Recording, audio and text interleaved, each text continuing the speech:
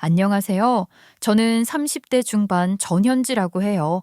여러분은 살면서 신문에 날 것 같은 일을 직접 겪으신 일이 있으세요? 하긴 신문에 날 일이라는 게 모호한 표현이긴 한 것 같아요. 뭐가 됐든 내일이 되면 심각하고 큰 일이 되는 거니까요. 그렇긴 해도 객관적으로 냉정하게 생각하면서 별일 아니다. 그렇게 스스로를 다스리기도 하잖아요. 그런데 제가 겪은 일은 정말이지 너무 엄청난 일이었어요. 제가 겪은 일 자체만 놓고 봐도 그렇지만 그 일이 일어나기까지 어떤 일들이 있었던 건지 다 알게 되니 그야말로 엄청난 일이더라고요. 30이 넘도록 별일 없이 살았다고 생각했는데 결혼하고 나서 인생 경험 제대로 했다 싶어요. 제가 겪은 일이 워낙 보통 일이 아닌 일이라 혼자 알고 있을 수가 있어야 말이죠. 그래서 제가 오늘 마음 먹고 이렇게 제 이야기를 해보려고 자리 잡고 앉았답니다. 이렇게 제 이야기를 들어주시기 시작한 여러분께 미리 감사드리고요. 끝까지 들어주세요. 저는 3년 전에 결혼했고 아이는 아직 없어요. 친정엄마가 저 대학 보내놓고 뒤늦게 그동안 취미로만 하셨던 베이킹을 본격적으로 배우고 싶으시다며 학원도 다니시고 자격증도 따고 하시더니 진짜 빵집을 차리셨거든요. 그리고 엄마가 차린 그 빵집 덕분에 남편을 만나 결혼하게 된 거예요. 남편은 엄마 빵집이 있는 건물주의 아들이었어요. 시부는 돌아가셨다고 하고 시모가 건물주였는데 남편은 자기 엄마 건물에서 스페셜티 커피 전문점을 운영한다고는 하던데 사실 하는 일은 거의 없는 것 같았고 시모도와 건물 관리나 좀 하고 그러는 것 같았죠. 저는 엄마 빵집 알바생이 갑자기 펑크를 낸다거나 특별히 바쁜 시간 아니면 그런 게 아니어도 제가 시간 여유가 있을 때는 엄마 빵집에 들러 엄마를 많이 도왔는데 그러다 보니 자연스럽게 남편을 오며 가며 자주 만나게 됐던 거예요. 사실 처음엔 부모 재산 축내며 놀고 먹는 백수 같아서 재수 없다고 생각했던 것 같아요. 제가 캠핑을 무지 좋아하거든요. 근데 남편도 캠핑 엄청 다닌다고 해서 둘이 캠핑 얘기를 하면서 친해졌고 그러다 같이 캠핑도 가게 됐어요. 돈지랄이다 싶을 정도로 장비발이 대단하던데 솔직히 좋긴 좋더라고요. 경치 좋고 분위기 좋은 곳에서 맛있는 거 먹으니 온 세상이 다 아름다워 보였고 그렇게 연애를 시작하게 됐습니다. 제가 보통 연애할 때 부모님께 오픈을 좀 늦게 하는 편이었는데 남편이랑 연애 시작하고서는 엄마한테 바로 말했어요. 아무래도 엄마 빵집이 시모 건물에 있으니 조심스럽기도 하고 혹시라도 껄끄러운 일이 생기면 안 되니까 미리 엄마한테 알려두기로 했던 거죠. 근데 제가 그 얘기를 하니까 엄마 표정이 좀 오묘하더라고요. 엄마는 딸이 모처럼 연애를 시작했다는데 반응이 왜 이래? 왜, 마음에 안 들어? 우리끼리만 말이지만 사실 건물주 아들이랑 사귄다는 게 그게 싫다는 건 아니야. 싫은 건 없지 뭐. 근데 건물 세입자들 사이에서 그 건물주, 그러니까 네 남친 엄마 되는 사람 평판이 그리 좋은 편이 아니라서 좀 걸리긴 하네. 아유 왜? 평판이 어떻게 안 좋은데? 뭐 악덕 건물주야? 그동안 그런 얘기는 못 들은 것 같은데. 그런 건 아니고 사생활적으로 소문이 좀 안 좋은 것 같더라고. 엄마 얘기, 그러니까 엄마가 다른 세입자들에게 들은 소문에 의하면 시모는 남편의 친부인 시부와 이혼하고 남매를 데리고 재가를 했다는데 시모가 재혼한 남편이 원래 이 건물 주인이었고 시모보다 무려 25년 연상이었다나 그렇다는 거예요. 그러니까 돌아가셨다던 시부는 남편의 친부가 아니라 시모가 재혼한 새아버지였던 모양이더라고요. 한간에는 유부녀일 때 건물주 영감님이랑 바람이 나서 이혼한 거라는 소리도 있다고 하고 그런 얘기들이었어요. 그런 얘기를 들으니 저도 기분이 좀 그렇긴 하던데 시모 이혼 이력이나 나이 많은 사람과 재혼했다는 걸 나쁘다고 할 수는 없는 거고 바람을 폈는지는 확실한 것도 아니니 그 또한 뭐라고 할 수 있는 것 아닌 거죠. 게다가 남편은 제게 그런 얘기를 한 적이 없었고 남편에게는 상처가 되는 얘기일 수 있으니 섣불리 물어보기도 못해서 그냥 그러려니 하기로 했어요. 엄마도 저랑 비슷한 생각이었고 그러다 어찌어찌 결혼 이야기까지 나오게 됐던 거예요.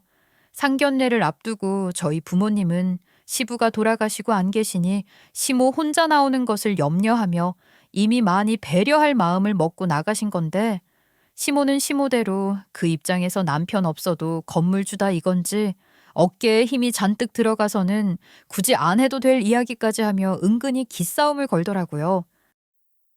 요즘 빵집 장사는 잘 되시나요? 아유, 제가 월세를 지금 몇 년째 동결하고 있잖아요. 제 건물에 들어오신 분들 장사가 다 잘 돼야 저도 속 편하게 월세를 받을 텐데, 이렇게 전 세계적인 불경기라고 워낙 떠들어대니, 가진 입장에서 제 생각만 할 수도 없고, 좀 그렇더라고요. 그런 식으로 자기는 건물주고 저희 엄마는 세입자라는 거, 그러니까 갑을 관계에 있다는 것을 자꾸만 상기시키려고 하는 것 같았어요. 본인이 너무나도 갑 우위에 위치한 사람이라는 걸 알아먹으라고 하는 것처럼 말이에요. 고깝긴 했죠. 뭘 저렇게까지 싶은 순간이 여러 번 있었어요. 솔직히 거기서 몇 발짝만 더 나갔으면 파혼 소리 나왔을지도 모르는데 시모는 아슬아슬 그래도 선은 지키더라고요. 엄마가 넌지시 바깥사도는 언제 돌아가셨냐, 얼핏 나이 차이가 좀 나셨던 걸로 들었다, 이런 식으로 그 얘기를 꺼내니까 약간 눈치를 보는 듯 하기는 했어요. 그게 본인 이혼 이력이 드러나는 게 눈치 보이는 건지 아니면 진짜 바람이라도 폈던 거라 남편 눈치를 보는 건지 그것까진 모르겠지만 확실히 기세등등하던 게 한풀 꺾이는 모양새이긴 했어요. 그렇게 결혼했고 결혼 후 얼마 지나지 않아 시모는 엄마 가게 월세를 올리겠다고 나서더군요. 저희 엄마가 시모 건물에서 빵집을 한 게 8년 정도 됐는데 그 사이 코시국도 겪었잖아요. 시모가 상견례 때 했던 말처럼 그때도 월세를 동결하긴 했었어요. 그땐 나라 전체, 아니 전 세계가 심각한 불경기였으니 엄마 가게도 매출이 말도 못하게 떨어졌었고 월세만으로도 부담이 컸었죠. 그 시절 월세를 깎아주거나 면제해줬다는 유명인 건물주들 미담도 심심찮게 들렸지만 반면 그런 불경기에도 월세 올려받는 악덕 건물주들 또한 있었으니 동결 정도면 양호하다고 생각했었던 것 같아요. 그런데 이제 와서 월세를 올리겠다는 거였어요. 그동안 많이 배려한 거라며 코시국에 월세 동결한 얘기 등등 꺼내며 다소 큰 폭으로 월세를 올려달라고 한 거죠. 아우, 예, 말도 마. 말로는 사돈지간이 되니 자기도 이런 얘기가 더 불편하긴 마찬가지라며 이해해달라 어쩐다 하던데 어쨌거나 갑자기 월세를 그렇게나 올려달라고 하니까 다른 세입자들도 불만이 많은 거지. 내 생각에 어머니가 월세를 그렇게 왕창 올려달라고 하는 건 시누이 결혼시키면서 너무 무리해서 그런 것 같아. 그래? 하긴 너희 시누이가 시집을 그렇게 잘 간 거라며? 뭘 얼마나 썼길래 그래. 잘 가긴 잘 가는 거라고 해야지. 근데 아무리 그래도 무슨 결혼에 억대를 쓰냐고. 그거 보면서 어머니가 뭔가 시누이 시댁에 꿀리는 게 있는 게 맞는 것 같다는 생각까지 들더라니까. 억? 아이 딸 시집 보내면서 억을 넘게 썼다는 거야? 세상에, 어디 하나 모자라는 딸도 아니고 무슨 돈을 그렇게나 썼다니? 그치? 좀 심하지? 엄마가 들었다던 그 소문 말이야. 어머니 이혼이나 재혼에 관한 소문들 그거 다 진짜일까? 그땐 그러려니 하고 넘어갔는데 요즘 가끔 또 생각이 나고 그러네. 하여간 시모는 시누이 결혼에 엄청난 돈을 썼고 그 돈 메우려고 월세 올리는 건 확실해 보였어요. 건물주가 월세 올려달라니 어쩌겠어요. 빵집 옮길 거 아니면 달라는 대로 줄 수밖에 없었죠. 그럭저럭 시간이 흘러 결혼 2주년을 넘기고 얼마 안 됐을 때 엄마가 한 번은 지나가는 말처럼 그러는 거예요.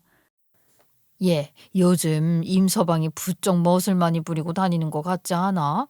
뭐 평소에도 카페에 잘 붙어 있는 건 아니지만 얼굴 보기가 더 힘들어졌는데 보일 때마다 또 어지간히 멋을 부리고 있어야 말이지. 그래? 뭘 어떻게 입고 있었길래 그래? 임서방이 원래 옷도 좋아하고 입고 걸치는 것에 돈을 꽤 쓰는 편이긴 하지 뭐. 아이 됐어. 뭐 입고 다니는 것까지 뭐라고 하면서 신경 쓰고 싶진 않아. 엄마한테는 대충 그렇게 말하긴 했는데 그런 얘기를 들으니 좀 찜찜하기도 하고 생각해보니 부쩍 모임 있다 소리도 자주 하고 귀가 시간도 늦어지는 것 같기도 하고 그렇더라고요. 그러던 차에 사건이 벌어진 거예요. 남편 차가 SUV랑 세단 이렇게 두 대인데 저는 주로 세단을 타고 SUV는 남편 혼자 다닐 때 타곤 했어요. 그러다 주말에 남편이 시모 모시고 건물 계약 때문에 외출했는데 엄마가 전화가 와서는 남편 편에 보낸 거 잘 받았냐고 하더라고요. 들어보니 냉장고에 넣어야 하는 반찬이던데 남편이 정신을 어디다 팔고 다니는 건지 전날 밤에 그걸 안 들고 들어왔던 거예요. 그래서 SUV 차 키를 찾는데 키박스에 없는 걸 보면 남편이 들고 나간 것 같았어요. 그대로 두면 상해서 차에 냄새도 날 것 같고 그래서 스페어 키 찾아 남편 차에 갔더니 조수석에 떡하니 올려놓고 안 갖고 들어온 거더라고요. 엄마가 준 반찬 챙기고 조수석 문을 닫으려는데 뭔가 반짝거리는 게 보이길래 자세히 보니 여자 팔찌인 거예요. 그때부터 심장이 쿵쾅거리고 머릿속이 하얘지면서 피가 안 통하는 것처럼 손발이 저려오기 시작하더라고요. 다리도 풀려서 채 잠시 앉았죠. 조금 앉아있으니 정신이 번쩍 들어서 블랙박스부터 확인하려고 했습니다. 근데 데이터를 싹 다 지웠더라고요. 그 새끼가 매일 밤 집에 들어오기 전에 지우는구나 싶었어요. 그래서 혹시나 하는 심정으로 내비게이션 기록을 봤는데 원두가게라고 지정해 놓은 곳에 유독 자주 간 게 보였어요. 제 남편 카페는 스페셜티 원두를 취급하는 곳이라 특별히 거래하는 곳에서 원두를 직접 배송받고 있거든요. 스페셜티 커피라는 걸 내세우는 곳이니 원두만큼은 철저하게 품질도 좋고 공정 과정도 확실한 믿을 수 있는 곳에서 받고 있었고 그렇다는 걸 남편도 꽤 자부심을 갖고 있었기 때문에 저도 익히 알고 있는 거였어요. 그러니 원두가게라는 곳에 그렇게 자주 갈 리가 없죠.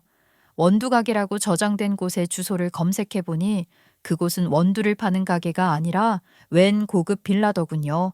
주변에는 원두와 상관 있는 것들이라곤 하나도 없고 전부 고급 빌라만 모여있는 그런 동네였어요. 그걸 보고 남편이 바람 피우는 게 확실하다고 생각했습니다.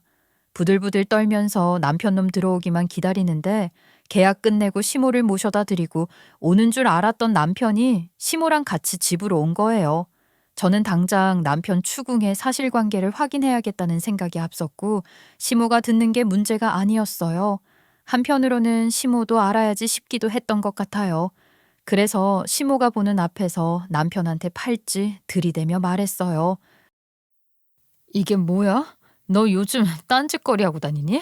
어떤 년이야? 대체 어떤 년이랑 뭘 하면서 돌아다니길래 차에 이딴 거를요? 무슨 소리야? 이게 뭔데? 난 모르는 물건이야. 딴짓거리라니. 지금 나더러 뭐 바람이라도 피운다는 거야? 절대 아니야. 제가 팔찌를 들고 몰아세워도 남편은 펄쩍 뛰며 그런 적 없다고 발뺌을 하는 거예요. 그래서 제가 또 그랬죠. 아, 그래? 그럼 블랙박스 왜 지었어? 주차해놓고 집에 들어오기 전에 매일 밤 그렇게 지우는 거 아니야? 그거 바람 피우는 것들이 캥기는 거 있으니까 하는 짓이잖아. 아, 말해봐. 뭐라고 변명할 거야? 변명이 아니라 진짜로 블랙박스 메모리 카드에 오류 떠서 지웠어. 그게 요즘 자꾸 그래서 그렇잖아도 블랙박스를 아예 새 걸로 바꿔야 하나 그랬다니까. 그래서 오해한 거야? 그런 거 아니니까 오해 풀어. 진짜 나 그런 거 없어. 그럼 당신 내비에 있는 원두 가게는 뭐니? 당신이 거래하는 원두가 뭔지 내가 빤히 다 아는데 그런 고급 빌라의 원두 가게? 이게 말이 된다고 생각하니? 제가 원두 가게라고 저장된 내비게이션 주소 이야기를 하니 남편은 그제야 흠칫 놀라는 기색이 보이더라고요. 제가 그렇게까지 알아봤을 줄은 몰랐나 보죠. 그러다가 이내 평정심을 찾고는 둘러대기 시작하는 거예요. 그거 누가 괜찮은 원두가 있다고 해서 몇 번 찾아간 것뿐이야. 스페셜티 원두 취급하는 사람이 거기 빌라에 산다더라고. 그래? 그럼 지금 나랑 당장 거기 한번 가봐. 그 원두 취급한다는 사람 내 눈으로 확인시켜달란 말이야. 정말 사람 곤란하게 왜 이래? 나 그렇게 못 믿어? 거래처 앞에서 망신 주고 싶어서 그래? 나를 뭘로 보겠어? 그렇게는 못하지. 그럼 핸드폰이라도 꺼내봐. 당장 핸드폰 카톡 채팅방 열어서 최근 연락한 사람들 리스트만이라도 어디 한번 보여보라고. 핸드폰? 그건 안 되지. 아무리 부부 사이라도 사생활은 지켜줘야 하는 거 아니야? 이거 인권 침해야. 인권 침해 좋아하네. 핸드폰에 있는 건 미처 못 지었나 보지? 떳떳하면 그놈의 인권 침해 한 번 당하고 그보다 심한 의심 안 받는 게 낫지 않아? 저는 계속 남편 몰아세우고 남편은 계속 아니라는 소리만 하면서도 제가 믿을 수 있는 그 무엇도 보여주지 못하고 있었으니 그걸 지켜보던 시모가 남편한테 뭐라고 한 소리 하더라고요. 아유, 뭐가 됐든 지금 상황이 현지가 충분히 오해할 만한 상황인데 그렇게 말로만 아니라고 하고 핸드폰은 죽어도 못 보여준다고 하면 네 입으로 시인하는 것밖에 더 되냐? 아니, 사실대로 말하지 못해? 시모는 그렇게 남편에게 호통을 치고 저한테 그러셨어요. 내가 저놈 자식한테 따끔하게 얘기하고 진짜 뭐가 있는 거면 확실하게 정리시킬 테니까 넌 아무 걱정 마. 알겠지? 그러는 걸 보니 시모가 바람피워 이혼했다는 소문이 진짜여서 저렇게 역정을 내는 건지 자기 아들이 자기랑 똑같은 짓을 하는 걸 보니 그건 아니다 싶고 그렇게 이혼하는 꼴은 안 보고 싶은 건가 그런 생각이 들기도 했던 것 같아요. 어쨌거나 제 입장에서는 시모가 무작정 남편 감싸고 편드는 게 아니라 제 편을 드는 것처럼 나서주시니 조금은 안심이 되는 것 같기도 했습니다. 남편이 바람을 피운 게 사실이라면 그걸 문제 삼아 이혼을 하든 한 번은 봐줄 작정을 하든 그건 제가 추후 결정할 문제이나 제 결정과는 별개로 시모가 제 편을 들어준다는 게 든든하긴 했거든요. 그런데 이렇게 한바탕 한 후로는 남편은 이 사건을 핑계로 점점 더 저를 멀리하기 시작했어요. 자기가 나를 안 믿어줘서 나 정말 상처 심하게 받았어. 나를 어떻게 그렇게 의심하면서 몰아세울 수가 있어. 우리 사이가 그렇게밖에 안 되는 거였어? 입장 바꿔서 생각해봐. 자기라면 여기서 어떻게 했을 것 같아? 내가 뭐라고 해도 나를 믿었을 것 같아?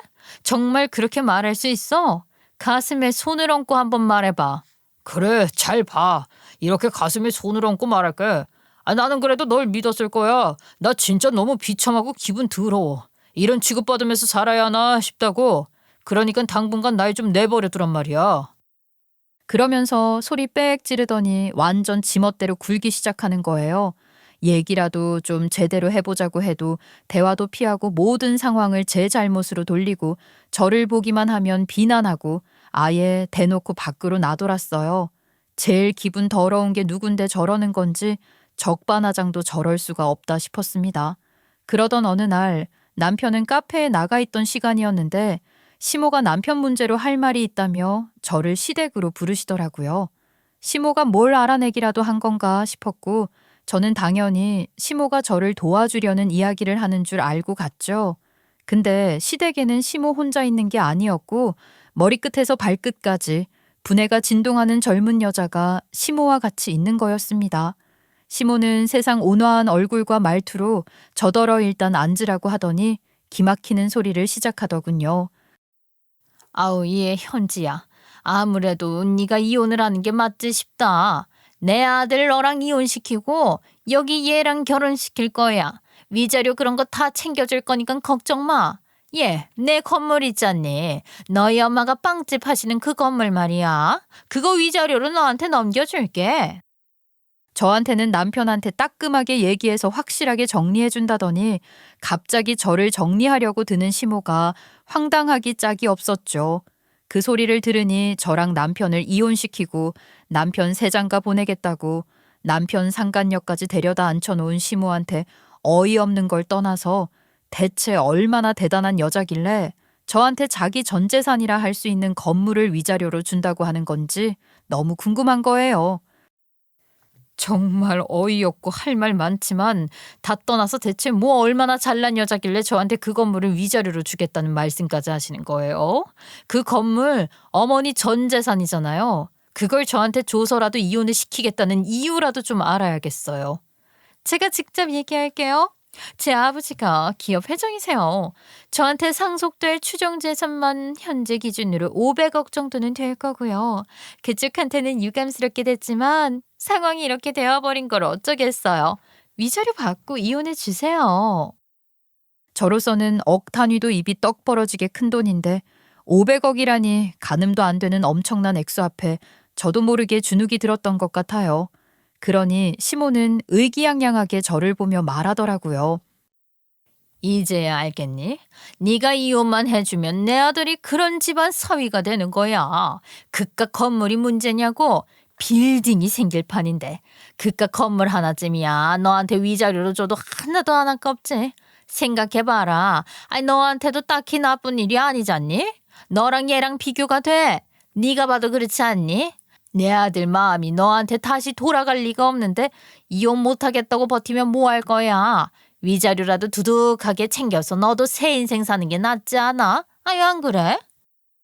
솔직히 기분 더럽고 비참했습니다. 돈 앞에서 사람 치사해지는 것도 그랬지만 남편과의 결혼 생활이 너무나도 허무하게 느껴졌기 때문이에요. 그래도 연애해서 결혼한 것이고 저 좋다고 따라다녔던 남편이었는데 몇백억 유산 받을 상속녀가 나타나니 저렇게 한순간에 마음이 변하는구나 싶더라고요. 그런 놈 붙들고 있어봐야 제 마음만 더 피폐해질 것 같았죠. 그러니 시모 건물 위자료를 준다면 그거 받고 이혼하는 게 낫겠다 싶기도 한 거예요. 제가 남편 놈 죽을 듯이 사랑해서 결혼한 것도 아니고 싶은 생각도 들었죠. 그렇게 이혼했고 약속대로 시모 건물은 제 이름으로 명의 이전했어요. 그런 절차들이 다 끝나고 나니 시모가 옛날에 이런 식으로 전 남편과 이혼을 했었나 보다 하는 생각이 들더라고요. 그러니까 그런 비상식적인 요구를 저에게 당당하게 하면서 오히려 선심 쓰듯 돈이면 다 된다는 마인드를 보여주는 거 아니겠어요? 하여간 명의 이전 절차까지 끝나니 그제야 진짜 이혼이 마무리됐다는 기분이 들었던 것 같아요. 홀가분한 것 같기도 하고 후련한 것 같기도 하고 그런 건물이 제 것이 되었다는 게 아직은 잘 실감이 안 나기도 하고 그랬습니다. 딱히 미련 같은 게 남았다는 기분은 아니었어요. 그런데 딱 하나 아쉬운 마음에 자꾸 생각나는 게 있었는데 제가 진짜 좋아하는 야구 선수에게 직접 받은 사인볼이 시모 집에 있었단 말이에요. 시모가 달라고 하도 졸라서 어쩔 수 없이 그럼 여기 전시만 해두는 거라고 몇 번이나 확인하고 뒀던 거였죠. 어렸을 때부터 아빠 따라 야구장 다니면서 저도 야구를 꽤나 오랫동안 보아온 골수 팬이라고 할 수 있거든요. 아무리 생각해도 그건 찾아와야겠다 싶어서 전 시모의 집으로 갔는데 남편 상간녀가 거기 와 있었던 건지 하여간 시모네 집에 경찰이 들이닥쳐 상간녀를 끌고 가려 하고 시모는 혼비백산해서 이게 대체 무슨 일이냐고 얘가 어떤 앤데 애를 잡아가냐며 난리를 치고 있는 거예요. 그런 시모에게 경찰은 이 여자가 어떤 여잔지 알고 그러시냐, 이 여자 사칭 사기범이다라고 하더라고요. 사칭 사기범이라니 그럼 남편 상간녀가 회장 딸도 아니면서 회장 딸이라고 사기를 치고 다녔던 건가 싶어서 어리둥절했어요. 알고 보니 상간녀는 무슨 회장이라는 대단한 사람의 딸이 아니었던 겁니다. 재벌 사칭 범죄는 심심찮게 뉴스로 접하는 거긴 한데 게다가 얼마 전에도 온 나라를 떠들썩하게 했던 사건도 있었고 말이에요. 그래서 그 여자도 그런 건가 싶었죠. 근데 그 여자는 그런 거랑은 조금 다른 사기꾼이었더라고요. 제가 지금부터 그 여자에 대해 제가 알게 된 걸 이야기할 텐데 꽤나 디테일한 이야기에 놀라실지도 모르겠어요. 그래서 제가 그걸 다 어떻게 알게 됐는지부터 잠깐 얘기할게요. 제 고등학교 절친이 기자예요. 제가 소개기도 털어놓을 수 있는 진짜 찐친이다 보니 그 친구에게는 제가 종종 이러쿵저러쿵 하소연을 했었거든요. 남편이 바람 피우는 것 같다부터 시작해서 500억 상속녀라는 상간녀가 사칭 사기범으로 잡혀갔다는 것까지 그 친구한테는 다 얘기를 했어요. 그랬더니 그 친구가 그러는 거예요. 현지야, 그거 말이야. 내가 좀 조사를 해봐도 되겠어? 네가 원한다면 알아봐 줄 수 있을 것 같아. 이거 내가 얼핏 들어도 보통 일이 아닌 것 같거든. 한번 파보고 싶어. 만약에 기사가 나가더라도 피해자나 관련자가 특정될 수 없게 잘 써볼게. 그래? 그럼 알아봐줘. 이미 이혼까지 한 마당에 그걸 내가 알아서 어디에 쓰겠냐면 그래도 나랑 관련된 일이고 어찌 보면 나도 피해자라고 할 수 있는 거잖아. 그리고 어떻게 된 일인지 제대로 알기라도 해야 이 분함이 좀 가실 것 같기도 해. 그래, 그럴 거야. 그러니까 내가 한번 파볼게. 그리고 얼마 후 그 친구가 하는 말이 조사가 끝나고 기사화되기 직전인데 기사가 아예 사장된 위기에 처했다고 이 이야기를 뉴스 기사로 확인할 길은 영원히 없을지도 모르겠지만 제가 명백한 피해자니까 얘기해주겠다며 조사하며 알게 된 것들을 말해줬던 거예요. 일단 그녀는 그 회장님이라는 사람이랑 일면식도 없는 생판남인데 그 회장 딸이라고 우기고 다닌 사칭범은 아니고 그 회장이 오래전에 잃어버린 딸 행세를 한 사기꾼 가짜 딸이었던 거예요. 그년이 그런 사기를 칠 수 있었던 건 조력자가 있었던 덕분이었고 그 조력자는 회장을 오랫동안 가까이에서 모셨다는 충성심 높은 남자 비서였던 거랍니다. 회장님은 나이가 들어갈수록 점점 초조해져서 옛날에 잃어버린 자기 딸을 너무너무 찾고 싶어 했고, 그 과정에서 딸에 대한 정보를 그 비서에게 모두 말해 할 수 있는 건 뭐든지 다 해보라고 했다는 거죠. 그 비서놈 입장에서도 그 딸만 찾으면 그보다 더 큰 공은 없다 싶었으니 무슨 수를 써서라도 회장 딸을 찾고 싶었으나 아무리 해도 단서조차 찾을 수 없어서 거의 포기 직전까지 간 상태였다고 해요.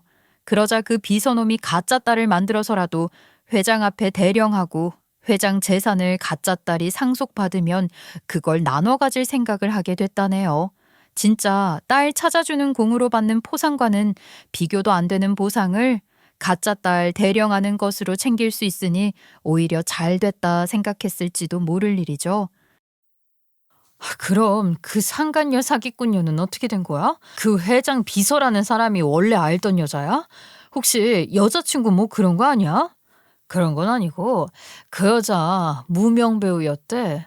뜨고 싶어 환장한 욕심 드글드글한 무명 배우 말이야. 그 회장이 경영하는 회사가 광고 때문에 배우 접대를 받았을 때도 있었던 것 같은데 그런 과정에서 그 욕심 많은 무명 배우가 회장 비서놈 눈에 딱 띈 거야. 뭐 눈엔 뭐만 보인다고? 아이고 한눈에 알아봤다 이거 아니야. 여러모로 이보다 더 좋을 수 없다 싶을 정도로 조건이 잘 들어맞는 거잖아. 안 그래? 맞아. 왜 아니야? 비서는 바로 그 여자한테 접근해서 은밀한 제안을 했고 그 여자 또한 그걸 흔쾌히 받아들여서 둘이 짜고 치는 회장 딸 찾기 대환장쇼가 시작된 거지. 어머머. 아니 근데 그 유전자 검사부터 했을 텐데 회장이 그렇게 신뢰하는 비서였다니까 유전자 검사 결과지 같은 거 바꿔치기 하는 건 일도 아니었을 거야. 그치? 어디 그뿐이겠니? 회장으로부터 들어서 알게 된 회장 친딸에 대한 모든 정보, 회장이 기억하고 있는 아주 개인적인 추억이나 그런 것들 말이야. 그런 걸 반복적으로 그 여자한테 주입시켰던 거야. 어머, 그년이 무명이긴 해도 꼴의 배우라고 감정이입해가면서 연기에 몰입을 잘했던 모양이지? 하긴 유전자 검사 결과까지 했으니 아니라고 믿는 게 더 어려웠을지도 모르겠다. 그것들 얼마나 철저한지 회장이 기억하는 딸의 어깨점이 있어서 그 점까지 찍어 넣었다더라.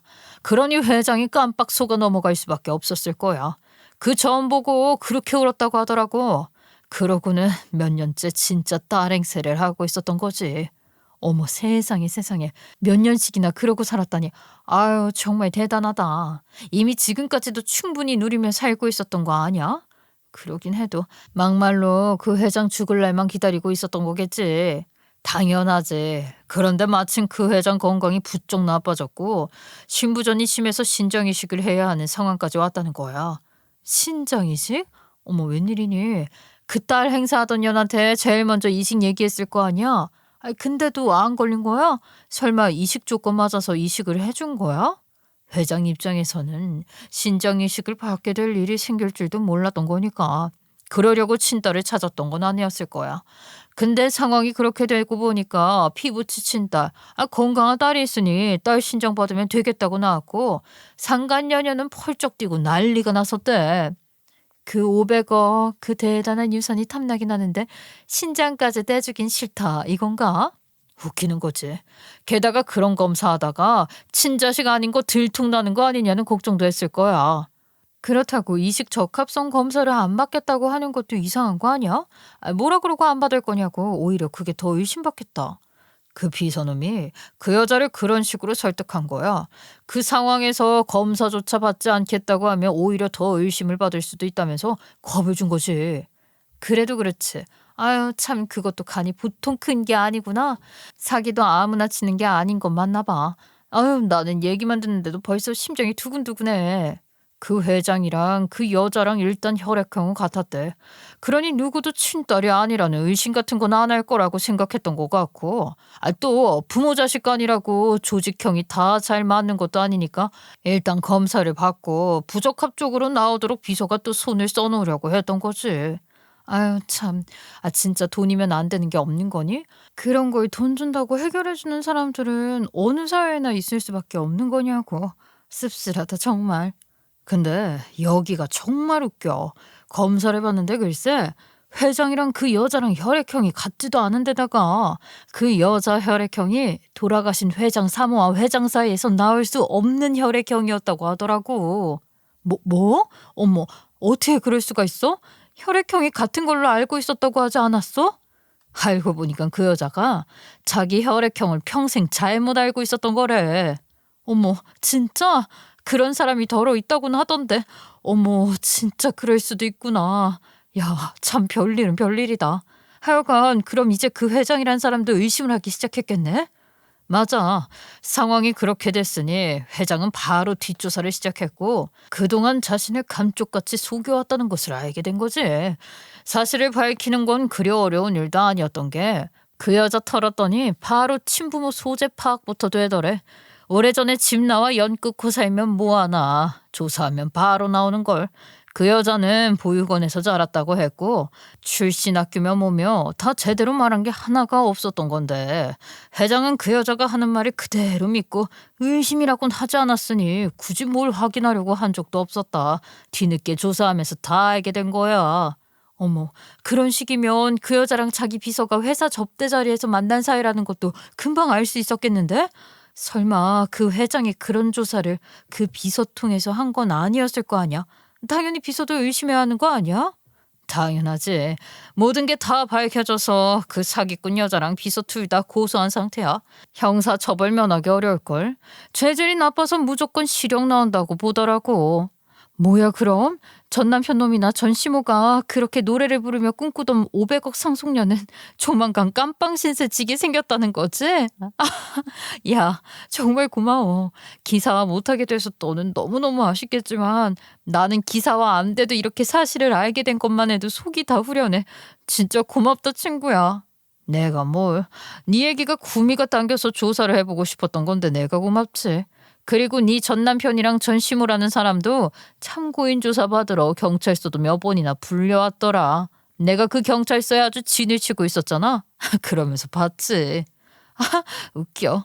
전 남편 그 새끼 그거 완전 쫄보여서 경찰서 근처에 가는 것도 무서웠을걸? 고생 좀 했겠네. 그래봤자 내 성에는 안 차지만 말이야. 하여간 그런저런 사연들로 전 남편의 상간녀라는 여자는 악질 사기꾼이라는 게 드러났고 일이 그렇게 되고 보니 전 시모는 제게 위자료로 건물을 통째로 넘긴 게 얼마나 속이 쓰렸겠냔 말이에요. 속이 쓰린 정도가 아니겠죠. 당장 손에 남은 거 하나 없는 신세가 되니 전 남편 놈이랑 둘이 저를 찾아와서는 애걸복걸 말도 안 되는 소리를 하면서 빌더라고요. 자기야, 내가 잘못했어. 자기도 다 들었지? 그 기자 당신 친구라며. 그러니까 잘할 거 아니야. 나도 완전히 그 사기꾼한테 당한 거야. 피해자라고. 피해자? 너 내 앞에서 그런 말이 나오니? 그런 말이 하고 싶어? 그래. 자기가 제일 큰 피해자지. 그렇지. 그렇긴 한데 나도 속아서 그 여자 만났던 거야. 그 여자 완전 나한테 공사 친 거라고. 너한테 뭐 빼먹을 게 있다고 공사를 쳤겠니? 그냥 좀 데리고 놀 작정이었다면 모를까. 그 여자 보통 여자야. 500억 상속 노리고 사기를 치고 있던 년이. 너 같은 거 꼬셔서 뭘 얻으려고 했을 것 같아. 넌 그냥 그 여자가 갖고 놀다가 버려질 놈이었나 보지. 그래. 뭐가 됐든 상관없어. 하여간 나는 그 여자한테 홀려서 잠깐 정신이 나갔었던 거야. 그게 다야. 그리고 이제 정신 차렸어. 그래서 이렇게 사과하러 온 거야. 정신을 차렸어? 그년 경찰서 잡혀가고 이제 곧 감옥 가게 생겼으니 현실을 직시하게 된 거지. 그게 무슨 네가 정신을 차린 거니? 네가 네 잘못 깨닫고 뉘우치고 있다고 해도 나는 눈 하나 깜짝 안 할 거야. 근데 그런 것도 아니면서 무슨 정신을 차렸다는 건지 허의가 없다. 그년이 그렇게 잡혀가기 전에도 내가 뭔가 좀 이상하다 했거든. 그년이 안 잡혀갔더라도 내가 정신 차리는 건 시간 문제였어. 자기한테 이렇게 빌려왔을 거라고. 됐고 다 필요 없어. 네가 사기꾼년 상속재산에 눈이 멀었든 그년 뭐가 좋아서 홀렸든지 그딴 건 난 이제 아무 상관도 없다고. 그러니까 쓸데없는 말 그만하고 꺼져. 나 솔직히 너 상대하는 것도 싫어. 그렇지. 그럴 거야. 넌 이리 나와. 그러게 내가 나 혼자 온다고 했잖아. 내가 네 맘 다 안다 얘. 저놈 저거 처음에 수상하게 굴 때도 내가 네 편 들었었던 거 너도 기억하지? 아유, 내가 저놈 자식 정신 바짝 차리게 책임지고 단돌이하마. 무슨 말씀이세요? 대체 뭘 하시겠다는 거죠? 그래요. 그때 저한테 걱정하지 말라고 하셨죠? 그러시더니 바로 저한테 이혼하라고 종용하셨던 것도 그쪽이라는 거. 그쪽도 기억하시죠? 예, 안다. 네가 오죽 서운했으면 이러겠어. 내가 저놈 다시는 던지 못하게 책임질 테니까 너희들 재결합하면 어떻겠니? 너도 이혼녀 딱지 달고 사는 게 뭐가 좋아? 너희 부모님도 너 때문에 걱정 많으실 거 아니냐? 걱정 마세요. 이제 와서 별 걱정을 다 하시네. 그 대단한 상간녀 덕분에 저도 좀 대단한 위자료를 받지 않았겠어요? 이혼한 게 뭐가 어때서요? 내가 잘못한 것도 아니고 남편 놈이 바람 피우는 바람에 위자료로 건물 받았다는 거 온 동네가 다 아는데 전 하나도 거리낄 게 없어요. 너희들 재결합한다고 해도 건물 그건 계속 네 이름으로 두게 할 거야. 내가 다 생각이 있어서 너한테 넘긴 건데 그거 내가 다시 뺏어오겠다는 거 아니다. 누가 뺏기기는 한데요? 진짜 대체 무슨 이야기를 하는 건지 모르겠네. 재결합은 또 뭐냐고요? 내가 그딴 걸 왜 해요? 어차피 나 죽으면 너희들한테 상속될 재산이었는데 내가 미리 증여했다고 생각하면 돼. 그런 마음으로 너한테 넘겨준 거란 말이다. 그러니까 너희들 재결합해서도 네가 계속 그 건물 관리하고 거기서 나오는 수익금 중에 일부라도 나한테 넘겨주면 돼. 네? 기가 막혀서. 지금 나더러 건물에서 나오는 수익금을 분배하자는 얘기예요? 내가 왜요? 엄연히 내 이름으로 된 내 건물인데 거기서 나오는 수익금을 왜 내가 남한테 나눠주나요? 얼마나 어이없는 소리를 하고 있는 건지 본인도 아시죠? 그 건물이 내 전 재산인 거 너도 알잖니? 그 건물 너한테 넘겨주고 난 이제 돈 나갈 구멍이라고는 하나도 없어. 그러니 네가 내 사정 조금만 봐주렴. 나 많이 안 바랄 거야. 아주 조금이면 돼. 그런 헛소리라면 더 들을 것도 없겠네요. 그럴 생각 눈꼽만큼도 없으니까 다시는 그런 말 꺼내지도 마세요. 아무리 그래도 그 큰 건물을 통째로 위자료를 준 건 아무래도 너무 강한 거였어. 내 주변에도 바람나서 위자료 주고 이혼하는 사람들 많이 봤지만 그 정도로 챙겨주는 사람 보지를 못했다. 그러니까 그걸 내가 억지로 달라고 했어요? 가만히 있는 사람한테 그 건물 위자료로 줄 테니 이혼하라고 한 건 당신들이잖아요. 아유, 그렇긴 하지만 사람이 인지상정이라는 게 있지. 남도 아니고 네가 내 사정 빤히 다 알면서 너무 그렇게 야박하게 굴지 말고 생각을 좀 해다오. 내가 정말 당장 쓸 돈이 한 푼도 없어. 어쩌다 내가 이 나이에 이 꼴이 됐는지. 아무리 울고불고 해도 안 되는 얘기예요. 되도 않는 소리 그만하시고 그래봤자 달라지는 건 없어요. 내가 그걸 해줄 거라고 생각했어요? 기가 막혀서. 해줘야지. 애당초 그 건물을 위자료로 받는다는 것 자체가 말도 안 된다는 건데 거기서 나오는 돈 좀 나눠달라는 것도 안 해준다는 게 이게 말이 되냔 말이다. 네가 정 그렇게 나오면 내가 소송이라도 걸어서 부당하게 뺏겼던 내 건물 찾아올 거다 이년아. 그래 엄마 소송이라도 걸어요. 걸자고. 네가 이렇게 나오면 우리도 어쩔 수가 없지 뭐. 그렇게까지는 안 하고 싶어서 찾아왔던 건데 정 이렇게 나오면 법정 가는 거지 뭐. 그래 까짓거 법정 가자고. 제가 어림없는 소리 말라고 단칼에 자르는 걸 듣더니 울고불고 매달리던 사람이 갑자기 돌변하는 거예요. 찍소리도 못하고 찌그러져 있던 전 남편 놈도 전시모가 그렇게 돌변하니 맞장구를 치면서 둘이 아주 웃기지도 않게 놀고 있는 거죠. 애초에 이혼해주는 조건, 그 대가, 그러니까 위자료 명분으로 자의로 나한테 증여한 것인데 증여 조건에 문제가 생긴 것도 아닌 상태에서 뭔 생각으로 소송을 하겠다는 건지 모르겠지만 알아서 하세요. 마음대로 하라고요. 난 겁날 거 하나 없으니까 뭐. 진짜 어이없는 사람들 아닌가요? 어쨌거나 어찌어찌 법정까지 가긴 갔어요. 소송이라는 게 생각만큼 대단하거나 어려운 건 아니거든요. 말이 되든 안 되든 일단 형식 갖춰서 서류 내면 걸 수는 있는 거죠. 그럼 뭐 해요? 승산 없는 싸움 건 건데 판사도 어이없었을 것 같아요.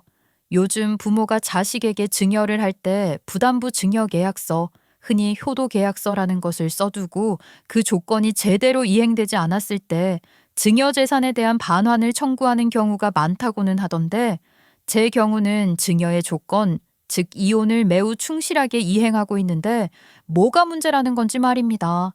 어디서 뭘 잘못 주워 듣고 지른 것 같은데 뭐가 문제냐고요. 전 시모가 의뢰한 변호사도 진짜 양심도 없는 거 아닌가요? 건물을 증여한 조건, 그러니까 이혼이라는 조건이 불이행된 것도 아니고 법적으로 이혼만 하고 제가 남편이랑 같이 사는 것도 아닌데 대체 뭐가 문제라고 그 소송을 맡아준 건지 모르겠어요. 소송은 기각됐고 당연히 소송에 들어간 비용도 전 시모가 다 뒤집어 쓰게 됐어요. 그러니 승산 없는 싸움을 왜 걸어서 헛돈 쓰는지 알 도리가 없습니다. 하여간 그렇게 되어 이제 정말 방법 없다 싶으니 다시 저한테 찾아와 둘이 빌며 매달리는데 제정신 아니라는 생각밖에는 안 들었어요. 이제는 그것들 둘 다 인간으로 안 보인다니까요. 저는 건물주가 되며 전시모가 과도하게 올린 월세를 적정한 수준으로 일부 조정하기도 했고 세입자들 모두 제 건물에서 하는 일 잘 되길 바라는 마음으로 대했으니 세입자들도 그런 제 진심을 알아보고 고마워하기도 하고 엄청 좋아하시더라고요. 물론 저희 엄마 빵집은 평생 월세 안 받을 거니 엄마한테 월세로 나가던 것만큼 엄마를 위해 쓰고 편안하게 장사하시라고 했어요. 전시모는 전 남편 카페가 아직 거기 있기도 하니 걸핏하면 제 건물 기웃거리며 어떻게 제 맘 돌릴 수 없을까 호시탐탐 노리는 것 같은데 전시모가 그렇게 한 번 왔다 가면 소금 뿌리는 세입자도 있을 정도로 민심이 아주 나쁘답니다. 전 남편은 상황이 그렇게 됐음에도 불구하고 카페 나와 열심히 일할 생각 안 하고 허파에 든 바람도 못 빼고 있더니 월세도 감당 안 돼서 차도 팔더라고요. 그러다 결국 카페 빼서 나갔어요. 그동안 월세 안 내고 편안하게 장사하다가 월세 내야 하니 그것도 감당 안 됐을 거야. 그동안에도 뭐 그 카페 지가 운영했다고 할 수도 없지. 아니 너랑 결혼하기 전에도 그놈의 카페에 진득하니 붙어있는 걸 본 적이 없어. 그 카페 사장이라는 것도 한참 뒤에 알았을 정도였으니 할 말 다 했지. 엄마 말이 맞아. 아니 뭘 제대로 해본 적이 없는 인간이야. 월세는 감당 안 되고 지 엄마도 돈 나올 구멍 없으니까 차부터 파는 거 봐. 그 인간이 늘 그런 식이라니까. 맞아. 부동산 정 사장이 있지? 왜 우리 건물에 있는 부동산 사장 말이야. 그 사람한테 들었는데 네 전시모가 살던 집도 내놨다더라. 진짜야? 설마 그걸 정 사장님 부동산에다 내놨대? 어이구 그 여자가 그런다고 해도 정 사장이 싫다고 내뺄 거야. 그런 건 아니고 다른 데 내놨는데 그 부동산들끼리 그런 정보는 금방금방 공유가 되니까 알게 된 거지. 그 인간이나 그 인간 엄마나 이제 둘 다 당장 먹고 살 돈 없으니까 갖고 있는 거 하나씩 팔기 시작하나 보지? 둘 다 상황이 바뀐 걸 받아들이고 그에 맞춰 살아갈 생각은 안 하고 전에 살던 대로 살고는 싶은데 돈은 없고 억대 돈 써가며 시집 보낸 딸도 나 몰라라 하니 차 팔고 집 팔고 그 난리치는 걸 거야. 한심하게 그지없지 뭐야. 그러네. 그 큰 돈 들여 시집 보내놓은 딸이 있으면 뭐해? 아이고 그러게 그 집이라도 지킬 작정으로 일자리 구해서 밥벌이라도 했어야지. 아이고 정말로 이해 안 되는 사람들이다. 애초에 우리랑 생각하는 구조 자체가 다른 인간들이야. 이해할 생각을 안 해야 된다고. 생각이 제대로 박힌 인간이었으면 일이 이 지경까지 되지도 않았겠지. 그렇게 있는 거 없는 거 다 팔고 그것들 다 갖다 판 돈도 다 쓰고 나면 어쩌려고 그러는지. 아우 대체 언제 정신 차릴 거라니. 있는 거 다 날리고 길거리에 나앉든 말든 알게 뭐야. 엄마 내가 요즘 그것들 보면서 무슨 생각하는 줄 알아? 나도 초심 잃지 말고 살아야겠다는 거야. 건물 생겼어도 나는 내가 다니던 회사 지금처럼 계속 다닐 거야. 그래 엄마도 찬성이야. 갑자기 큰돈 생겼다고 생활이 크게 달라지는 건 좋은 게 아닐 거야. 게다가 넌 네가 하는 일 보람 느끼며 하고 있잖니. 월급 아니어도 통장에 돈이 많이 있다고 생각하면 일하는 것도 훨씬 스트레스 덜하고 좋을 거야. 돈이 많아져서 좋은 건 남한테 아쉬운 소리 할 일 없다는 거. 그리고 엄마 아빠 노후 편히 사시게 해드릴 수 있다는 거 정도인 것 같아. 그건 정말 다시 생각해 너무 좋은 것 같아.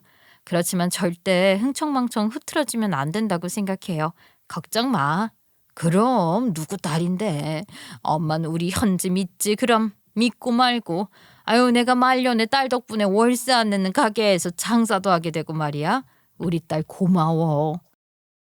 저는 회사 앞에 작은 오피스텔을 하나 얻어두긴 했는데 친정에 자주 가기도 하고 또 그렇게 가면 그냥 거기서 자는 날이 많기도 해서 오피스텔을 괜히 얻었나 싶기도 해요. 부모님 댁에서 지내는 시간이 더 많아질 것 같으면 그 오피스텔은 그냥 새를 줘버릴까 그런 생각도 하고 있어요. 엄마랑은 원래도 이야기를 많이 나누는 편이었는데 제가 이런 큰일을 겪고 나니까 엄마랑 나누는 이야기의 깊이가 달라지는 것 같더라고요. 전보다 훨씬 더 허심탄회하게 제 속마음을 엄마한테 털어놓게 되는 것 같기도 하고 그 일을 겪으면서 저도 많이 성숙해진 게 아닌가 싶어요. 여러분 어떠세요? 제가 겪은 이야기 어떻게 들으셨어요? 무슨 드라마 같지 않나요? 아직도 그 일들이 제게 실제로 일어났던 일인가 싶을 때가 있긴 한데 제 통장에 제 건물에서 나오는 수익금이 꼬박꼬박 들어오는 걸 보면서 그런 일을 겪었던 걸 실감하고 있답니다. 좀 우습죠? 그렇지만 제가 얻은 교훈은 정말 소중하고 귀한 거라고 생각해요. 지금처럼 열심히 부지런히 일하면서 소소한 행복을 누리며 사는 게 얼마나 감사한 일인지 절대 잊지 않을 거라고 하루에도 몇 번씩 다짐을 하고 있어요. 그런 저를 옆에서 지켜봐 주시는 부모님이 계시니 그런 제 맘 지키며 살 수 있을 거라고 생각해요. 여러분들도 지금 현재 여러분이 갖고 있는 것들에 감사하는 하루 되시면 좋겠습니다. 제 이야기 끝까지 들어주셔서 정말 너무 감사드려요. 감사합니다.